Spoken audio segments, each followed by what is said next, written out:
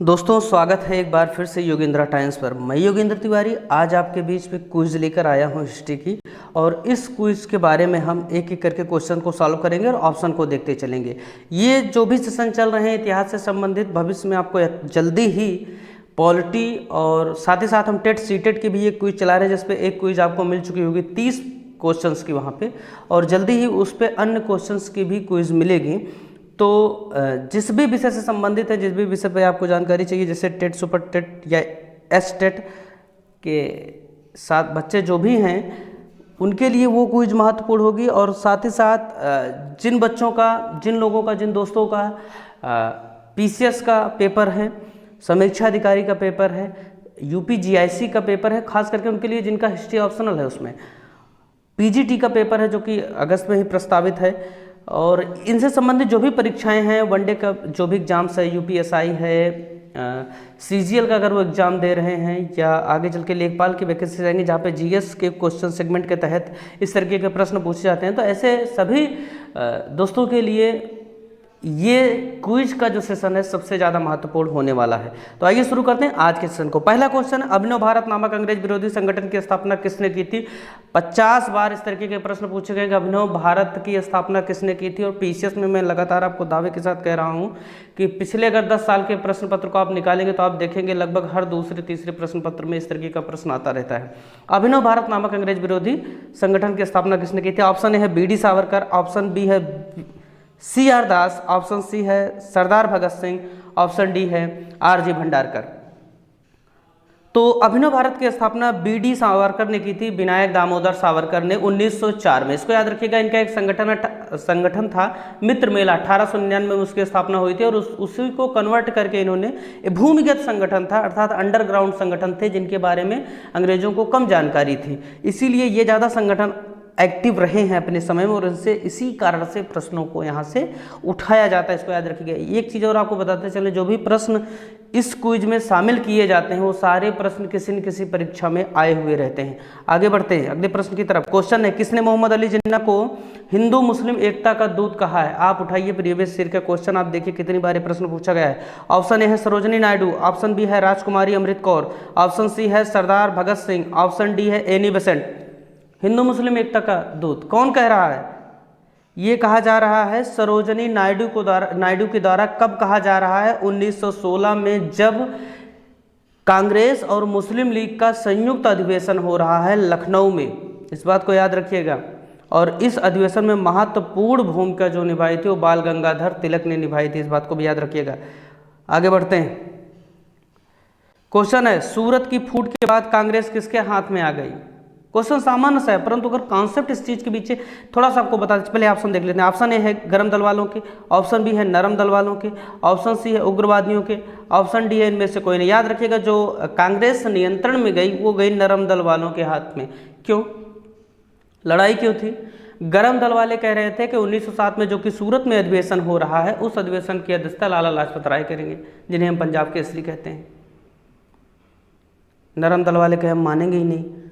नरम दल वाले कह रहे हैं कि हमारे तरफ से अध्यक्ष रास बिहारी घोष होंगे। कौन? रास बिहारी घोष। इसको याद, बोस नहीं कह रहा हूँ, घोष कह रहा हूँ, ठीक है। तो ये दोनों को लड़ाई हुई, दोनों की लड़ाइयों में जो जीत हुई वो नरम दल वालों की हुई, और गरम दल वाले छोड़कर चले जाते हैं, अलग अपना बना लेते हैं। कांग्रेस के अंतर्गत ही एक गुट अलग बन जाता है, और इस तरीके से उस अधिवेशन की अध्यक्षता जो की थी रास बिहारी घोष ने ही की थी।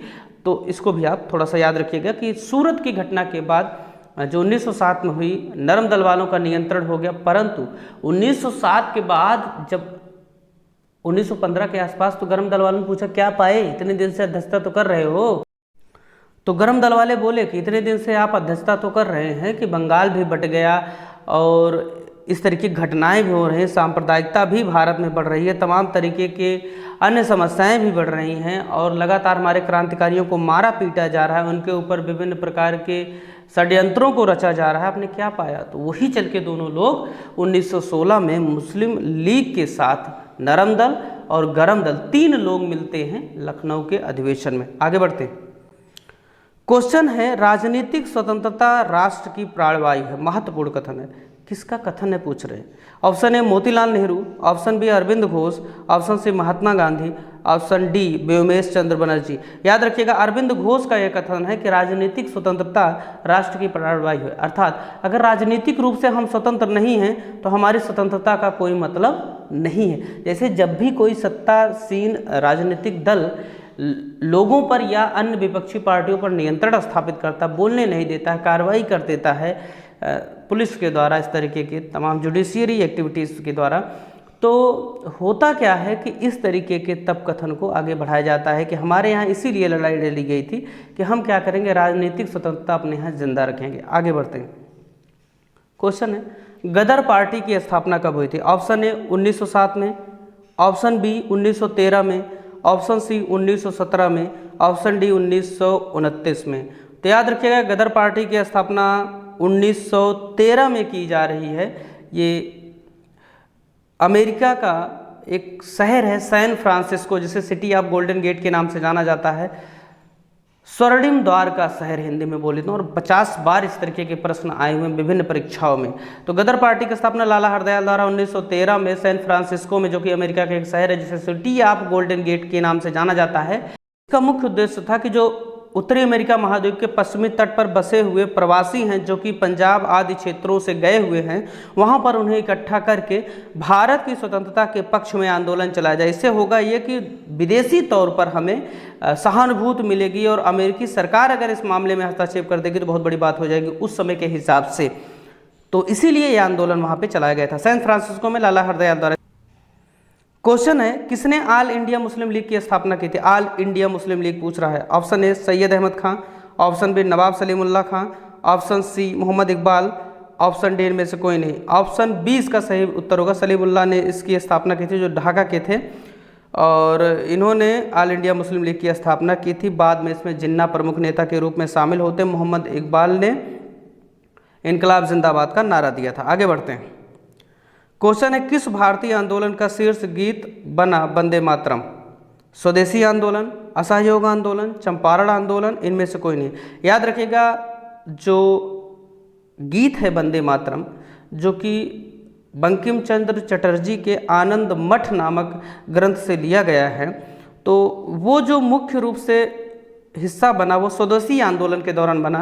1905 में बंगाल विभाजन के बाद उसके विरोध में जो आंदोलन चलाया गया उसे कहते हैं स्वदेशी आंदोलन। इसमें मुख्यतः स्वदेशी वस्तुओं के प्रयोग के बढ़ावे की बात कही गई थी। इससे होगा ये, जब हम अपनी वस्तुओं को प्रयोग में लाएंगे तो अपने यहाँ के जो कामगार हैं उनको रोज़गार मिलेगा, उनको पैसा मिलेगा, और हमारे देश की इकोनॉमी, हमारे देश के लोगों की जेब में पैसा जाएगा, न कि विदेशियों की जेबों में।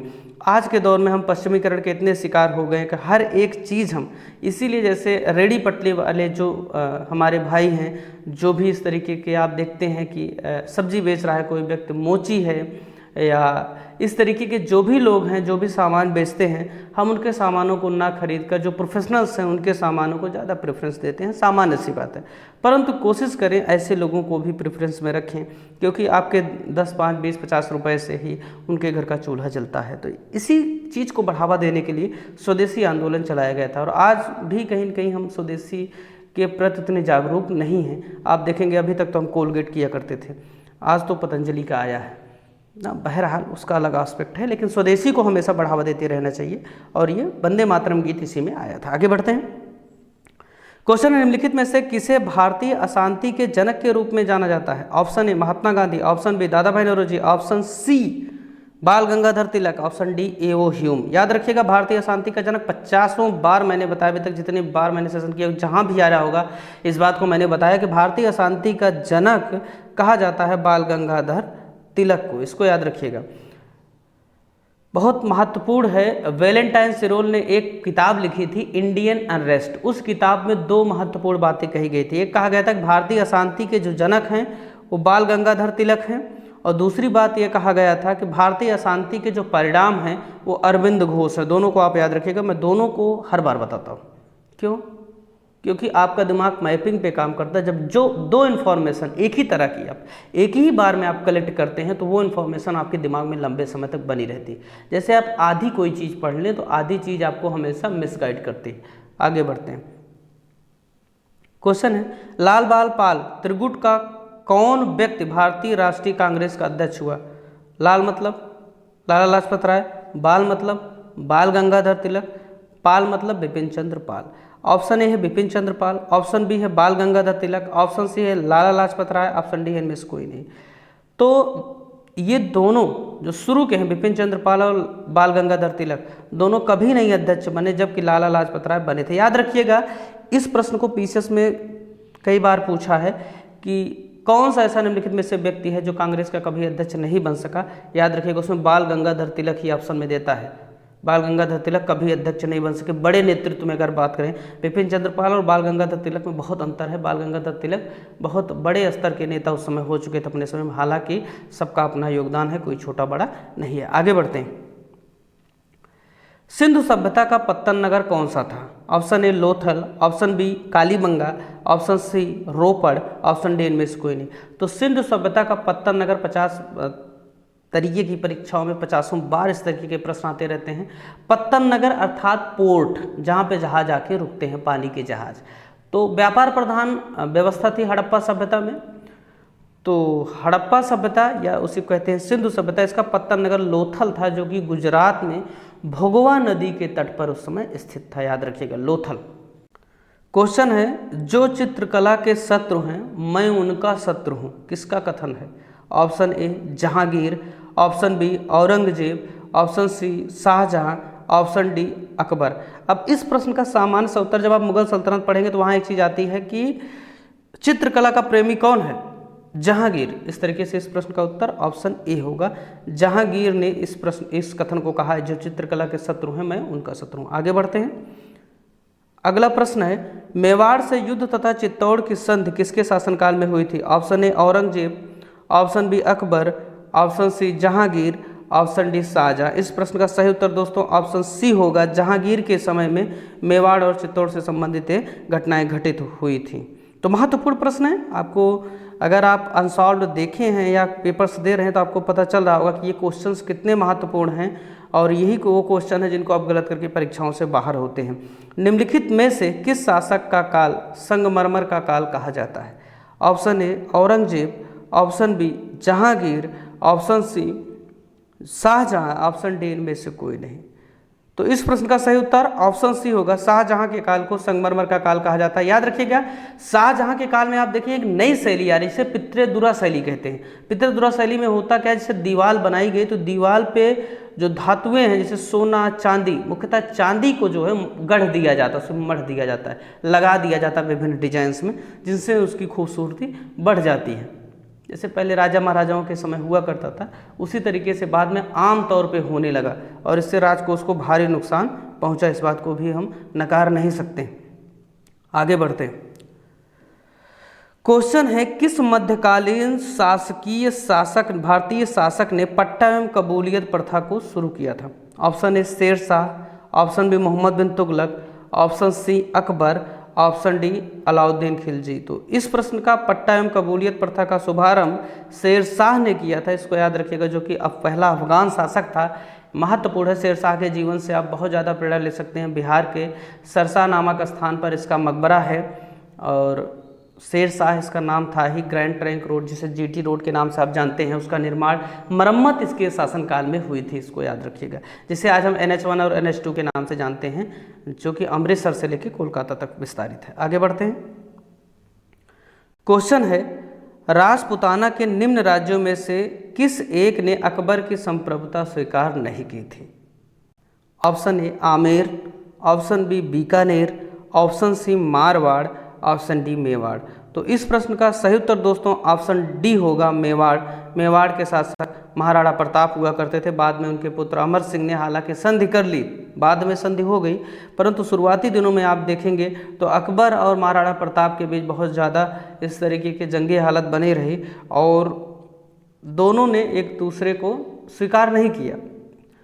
तो इस प्रश्न का उत्तर ऑप्शन डी होगा। तो आज की क्विज आपको कैसी लगी हमें कमेंट करके ज़रूर बताएं। साथ ही साथ लाइक्स शेयर करते रहें, और इसी तरीके से हमारा परिवार बढ़ेगा, हमारे साथ ज़्यादा लोग जुड़ेंगे और उनको भी इस तरीके के सेशंस का फ़ायदा मिलता रहेगा। बहुत बहुत धन्यवाद।